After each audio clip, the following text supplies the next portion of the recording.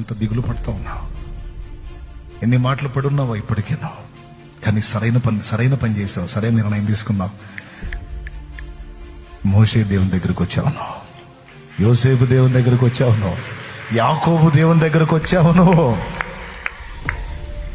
సరైనోడి దగ్గరికి వచ్చావును. ఆయన కార్యం తప్పకుండా నువ్వు అనుభవించబోతున్నావు.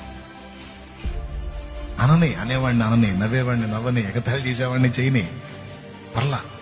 అవన్నీ ఉంటేనే రేపు నీకు సాక్ష్యాలు. అవన్నీ లేకపోతే సాక్ష్యం ఏం చెబుతావు రేపు?